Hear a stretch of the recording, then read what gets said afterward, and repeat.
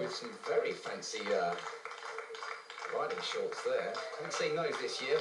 They're being chased by Alison Seidel wearing the blue leaders jersey, number 1. Margarita Fulana, number 3, the Mountain Dew Specializer rider on her tail. Caroline Alexander, the Ritchie rider. Laurence Leboucher, the Peugeot Le Poste rider. Alexander and Leboucher, of course, both riders breaking their collarbone last year at Mount Snow in exactly the same spots. We are now at the most technical part of this course, a 500-metre descent. Stony, rocky and rooty. Pezzo, reasonably good descender, being chased by Margarita Fulana. Looks like Caroline Alexander, Laurence Leboucher, and a very subdued Alison Seidel. She usually does take it away on the descents from most of these riders. But Paola Pezzo stamping her authority on the race from the start. She had a very disappointing race last week at Budapest, pulled out. She just wasn't up for it. She looks a little bit better this week, of course.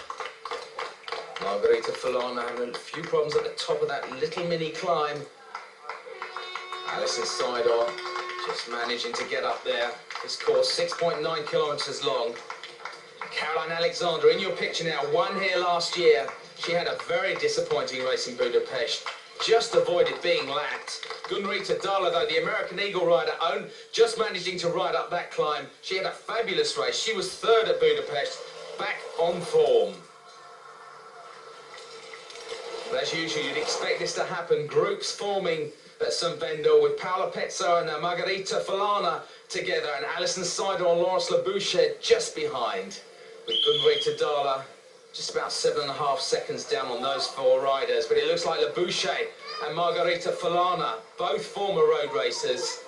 In fact, Leboucher, winner of the Junior Road Racing Championships in France in 1989. Won the National Points Series in France last year, Coupe de France. 3 wins, 2 second places. Looking very good at the moment. Tiny rider, as is Margarita Fulana, going through in 2nd spot with Paola Pezzo. Strangely enough in 3rd and not looking that dominant with Gunrita Dalla, the American Eagle rider. Back on song, as I said earlier. Last season was a total wipeout for her. She caught a bugger after the beginning of the season, and then that virtually wiped out the middle part of her season. As Margarita Fulana and Laurence Leboucher get a gap over Paola Pezzo on this tricky descent. Very strange that Pezzo is in this position. She usually likes to lead from the front. Maybe she's having a few problems.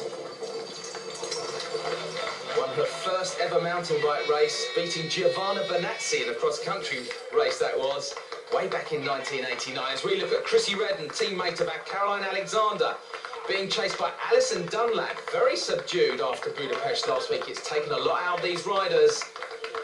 Number 14 there, Sandra Temporelli going through, the French national champion. She's looking good at the moment. In the top 15 in the World Cup. As Leboucher and Margarita work very hard together, these 2 former road racers. They know how to ride in a pack or with another rider. Doesn't happen often in mountain biking, but at St Wendel it does. 1996, the first time the mountain bike world circuit came here, and it was won by Alison Seidel. She out-sprinted Julie Furtado, who unfortunately not riding anymore. Back in 97, Caroline Alexander won by a minute and a half over this woman, Paola Pezzo, who looks to be struggling. She can't hold on to Fulana and Leboucher. In fact, she's just over 20 seconds down, with Gunrita Dalla breathing down her neck, with Alison Seidel almost a minute back. That really is very surprising. Dalla in your picture now, very, very good descender. Technically very gifted, which is surprising, bearing in mind her experience in off-road racing. She really is a very, very strong rider. You'd expect her to do well here.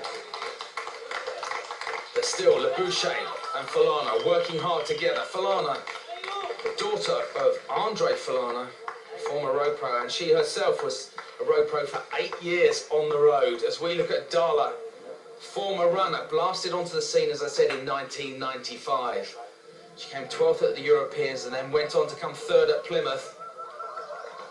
But she's chasing these riders very, very hard indeed. Perfect conditions here in Germany. About 30 degrees. Very, very hot. Darla only 8 seconds down on the 2 leaders at the moment, with Petzo going backwards, as is Seidel and Decor. Decor almost 3 minutes down. Obviously, Budapest taking its toll on her as well, the winner from that race. Her first win in the World Cup for 6 years, as Darla catches the leading 2 riders. Margarita Falana and Laurence Leboucher both having brilliant starts to the season. Leboucher was 5th. Napa 4th at Portugal. She didn't actually finish Budapest, not surprisingly, it was a very tough race. But Falana, 6th Napa, 5th Portugal, 5th Budapest. Top 5 riders all of the time, as Darla looking very, very strong indeed. This American Eagle rider, as I said earlier, had a poor season in 1997, but blasted back at the beginning of this season. Taking it a lot easier though. Last year in 97, she went very, very hard from the gun, and that's what put paid to her season. As we look at Chantal Decor, clearly having problems with this descent. Unusual for her, actually. She usually is very good technically. As we see Darla coming into the start-finish area, it looks like she's dropped Leboucher and Margarita Falana. The last race she won was way back in 1996 at the finals of the Grundig World Cup. As Leboucher, she looks like she's dropped Margarita Falana as well. Brilliant riding from the young Frenchwoman, as it is from this Norwegian teammate of Rune Højdal. They do train together, as we look at one of the back markers going through, and it looks like Gunrita Darla takes her 3rd World Cup win. Brilliant riding from the young Norwegian. She outstrips Laurence Leboucher and Margarita Falana. The most they had 42nd, I heard, but it was like back and forth. They were stronger than me in the climbs, but I saw they were also getting tired on the last lap, so I just tried to get up to the wheels, and I saw in the first laps that I could gain a lot of time just on the technical parts, and that's how I also planned to do it if I could keep the wheel. So Gunrita Darla wins for the first time since Hawaii in 1996. And 4 races this season have produced 4 different winners. That's quite a change from last year. Heartbreak for Leboucher and Falana, but the way things are going, their time will come. Pesso was 4th, but never really in contention. Alison Seidel retains the blue Grundig jersey after finishing 5th. Dunlap finished 14th, surely a legacy in Budapest, but she stays 2nd, while Darla's victory lifts her into 4th spot, above Paola Pezzo. But the Italian will improve when the worst results are dropped later in the year. Separated by 4 points, and Martinez lurking in the wings. St Wendel should be a thriller. 130 starters in the men's race, 7 laps for them, 49.1 kilometres long. This will be a tough, fast race. Most of the favourites here, apart from Bart Brentjens, injured himself in a road accident whilst out training. He's not here. Neither is David Baker, laid low by a mystery virus. Get well soon, David. But as usual, the men's race, starting fast and furious, so important to get to the front.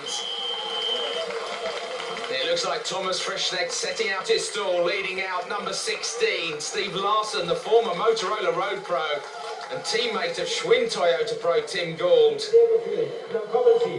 Looks like he's taken over. He actually came 2nd in the American National Series last year, but won the American Championships, incorporated into that series, because the winner overall, Kirk Mulday, is a Canadian national. And it looks like Alessandra Fontana, the former teammate of Hubert Ploog, just behind him there, both having problems with their chains. Way down on the rest of the field. That will be very unfortunate for those 2 former teammates as we go back to the front with, would you believe it? The Sun team right on the front. Miguel Martinez, Christophe Dupuy. And it looks like Philip Meerhager on the front as well. 5th here last year, 3:20 down on the winner, Thomas Frischneck. That looks like Bas Van Doren, the B1 rider, up at the front as well. Number 12, Christophe Dupuy. Number 7, Meerhager. Number 9, Miguel Martinez. Bas Van Doren there. Rune Højdal wearing the blue leaders jersey of the World Cup. Looks like he's taking it easy, doesn't it? But up at the front, it looks like Christophe Dupuy being followed by Philip Meerhager. third in a downhill race way back in 1990 with Miguel Martinez on his tail. Bas van Doren way up amongst the clouds there. Not used to that sort of company. His previous best finish was 11th at Silvestre this year, actually. Before that, it used to come about 40th, 30th, round about those sort of positions, but Bas riding out of his skin. Part of the all-conquering B1 team, huge team, 22 professionals, both in cross-country and downhill. Meerhager leading out a pack of 7 riders, Hoydal, Van Doren, Dupuy, Martinez, Evans and Jerome Ciotti, the 1996 world champion, in 7th place. Bas van Doren, a big fan of snowboarding. Likes his mountain biking as well, as Dupuy hangs on to the 4 previous riders in front of him. The 5 previous riders, should I say. Cadel Evans up there as well. Winner of the 2nd round of Silvestre in Portugal. Perhaps his 3rd win in the World Cup as we go back to Bas van Doren. 44th in the World Cups last year, but he was 17th in the World Championships. He's a very good technical rider. As those 2 riders get a gap on the rest of the field, and it looks like Thomas Frischneck, I'm hearing that he's dropped out of the race. Unfortunately for Thomas, he's won here the previous 2 times. The first time the race was run in 1996, when he outsprinted Dario Cioni, the Mapai Kona rider, and then last year outsprinting Cadel Evans. As we look at the front of the race, a group of 6 riders. Dupuy, Rune Hoydal, Miguel Martinez, Philip Meerhager, Bas van Doren and Cadel Evans. Well, would you believe it? It's almost like a road race, isn't it? You expect that here at some Wendel. I don't know whether you expect that sort of moustache. Typically German. Bas van Doren riding very well at the moment. As I said, not really used to this sort of exalted company. It looks like Jerome Ciotti has got back onto the group of riders at the front. He doesn't look that fluid, does he? He doesn't look nowhere near as strong as Philip Meerhager, riding out of his skin. Bas van Doren chasing hard. Rune Hoydal, this course suits him as well.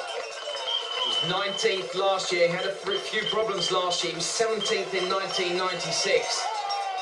But that year in 1996, as we look at Mike Ploog, the German favourite, riding for Focus, winner of the World Cup in 1990. Getting a great cheer from the crowd. As I was saying about Rune Hoydal, he was 17th in 1996, but his chain broke that year. He was in the leading group of 4 riders, Thomas Frischneck, Jan-Erik Ostergaard, and indeed Dario Cioni. In fact, Ostergaard broke his chain as well and dropped out, but Hoydal managed to stay in the group and finished in 17th. But now it looks like only 5 riders at the front. It looks like Bas van Doren, the effort it has paid. As we go back to number 128, teammate of Bas van Doren, it's Johan van der Ven. Looks like he's having problems with a puncture. Looks like he's riding semi-slicks as well. Let's see how fast he mends this. No, we aren't seeing how fast he mends it. As we look at Nick Craig, number 8, riding for Diamondback. This is a fabulous season for him. He's in the top 10 overall in the World Cup. Had his best position at Napa Valley, came 7th there indeed. He was in 5th at one spot, but he's not up with the leaders. Cadel Evans, Dupuy, Martinez, Rune Hoydal and Philip Meerhager. We wondered at the beginning of the season whether the Sun team would be as dominant as they were last year. And would you believe it, 2 riders in the top 5. No surprise there. But Cadel Evans working hard to stay on the back of this group. Wearing the red jersey of the best under-23 rider, the best espoir as it is known. But it looks like Van Doren, his efforts paying. 52 seconds, almost 53 seconds behind the leading fivesome, led by this man, Miguel Martinez. He won the World Cup last year, he won the Espoirs World Championships, he won the Coupe de France, the National Point Series in France last year. What did the man not win? Well, he was actually 4th in the Cyclocross World Championships last year. Well, there you go, didn't win that. Diminutive rider, roughly about 5'3" tall, only weighs about 54 kilograms, but so powerful. But in a sprint, I've put my money on Rune Heidel or Philip Meerhager to take it. Both those riders noted for their sprinting. In fact, Meerhager, a superb sprinter. Rides a lot, does a lot of the... It looks like Rune Heidel, as I break in there, look, Rune Heidel having a discussion with Miguel Martinez as Cadel Evans takes advantage of that. Sprints away from those riders. Well, good tactical riding from Cadel Evans. Looked like Rune Heidel and Martinez were arguing about who would do the work, wasn't it? But Evans, Meerhager, Heidel, Martinez together. Dupuy just hanging on the back of that group. In fact, he has looked slightly tired throughout this race. He's never really been at the front as Meerhager leads on the descent. A very good descender, as is Rune Heidel. Meerhager, the junior cross-country world champion way back in 1988 and indeed in 1989. Cadel Evans has come on since he first came onto the scene in 1995. He was 5th at the Australian round of the World Cup at Cairns that year. Didn't ride a full season in 1996, but he was still at 19th overall. Didn't do the European rounds of the World Cup in 1996, which of course was won by Christophe Dupuy. Beat Thomas Frischner into second spot, and it looks like Cadel Evans, Philip Meerhager and Rune Heidel are leading the riders into the start-finish area. Well, it's going to be a sprint for the finish here as Miguel Martinez looks like he's losing out to the bigger riders. I'd stake my money on Rune Heidel or Philip Meerhager in this sort of situation. Evans lost out to Thomas Frischner in 1997. Who's it going to be in 1998? It looks like Philip Meerhager is going to win his first ever World Cup race. Brilliant riding from the Belgian national. His first year on a big team for Mountain Dew Specialised, and he takes his first ever World Cup win. It's been a dream race for me. I've dreamt about this race a long time. And I wanted to do very good last week in Budapest, but I missed my start. So I was a bit angry. I said today I'm not allowed to miss my start. And then the start went very well. And I think I was thinking the whole race, stay in the front, stay in the front. I don't think I came out further than 4th position today. I didn't allow myself to go any further than that. I had a very good day also, of course. But I was thinking about last week so much. I said, today it has to be my race. It's close to my country, close to Belgium. A lot of Belgian people are here. I'm doing it for myself, but also for them. It's perfect. Perfect it was for Philip Meerhager, his first ever World Cup win, and in the most dramatic of circumstances. Disappointment at the moment for the others, but they played their part in one of the most breathtaking climaxes to any mountain bike event. Less than 5 seconds separated the first 4 places. And there's a new points leader as the 1.3 second gap between second and third is enough to shift the blue jersey from Heidel to Cadel Evans. Special praise for Nick Craig. He finished 10th, but his consistency has pushed him up to 5th overall, along with Thomas Frischner, who failed to make it a St. Wendel hat-trick. Oliver Cannondale stayed top of the team rankings, while the consistency of Martinez and Dupuy consolidates Sun in second place.